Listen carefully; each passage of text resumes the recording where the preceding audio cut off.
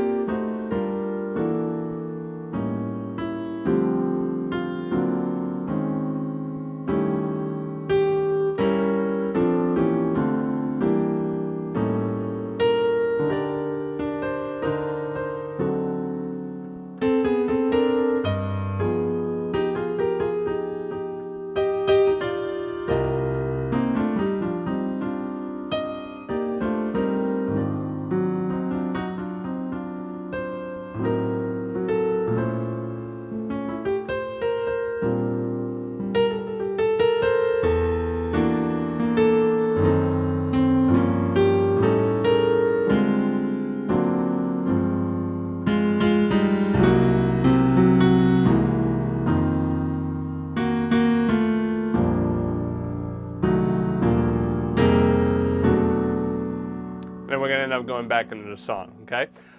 So anyway, that's the arrangement, and you can see that there's a lot of diminished stuff in there, drop twos. I'm going to explain all of that stuff. There's some really cool techniques that you're going to learn on this lesson. So anyway, without further ado, I'm going to get into the lesson. If you're watching this on YouTube or whatnot as a sample, just go back to JazzPianoLessons.com and you can check out the lesson on Stella by Starlight.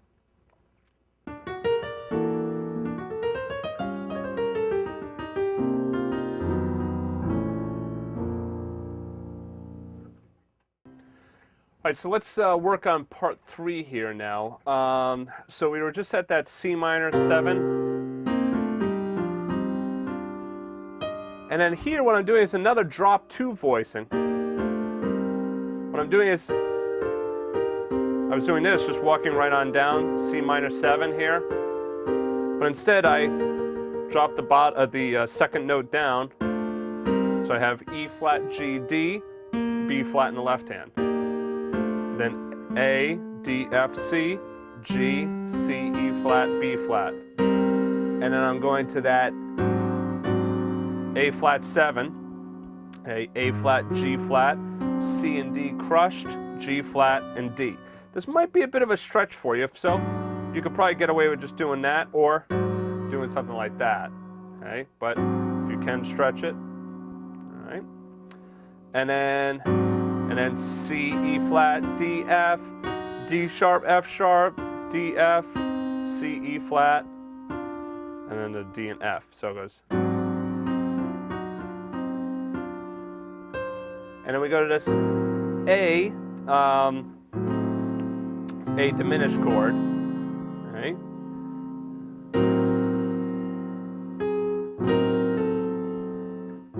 So I have A, F sharp, C, E flat, B flat, and down to A. And then this is real interesting. Rather than resolving right to B flat, which would normally be, instead I go to B flat diminished, okay? Actually, it should be this in the left hand. B flat G, D flat E, G, and C. And I just arpeggiate that. And then resolve it down to B flat 6. So So that's B flat, F, C and D crushed, F, and B flat. And then B flat, A, B flat, C. And now this is where it gets, might be a little bit difficult for you. Oops. Now here, I'm actually taking out the minor 7 flat 5. Okay. Even though it says in the music to play minor 7 flat 5, you could do that, which is E, B flat, D, F sharp, and A. I'm going to show you that voicing later. But I like this big sounding minor chord. You can play E, B, and G down here. If that's too much, just play E. And then G and A, A and B crushed, D, F sharp, A. Great sounding chord voicing. And then I'm doing this F sharp diminished, right? Because that's diminished chord resolving up to up a half step. Remember, the diminished chords resolve nicely up or down a half step. F sharp diminished, so F sharp, D sharp, A, C, E flat, and A. And then G diminished, G, E, B flat, D flat, E, A. Then I go to my A7. So I'm really delaying the resolution of that A7 chord, okay? Normally it'd be,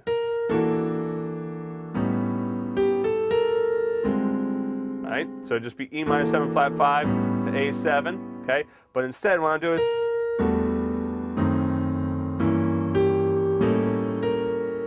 all right, putting in all those diminished chords in there, okay? That's kind of a cool sound.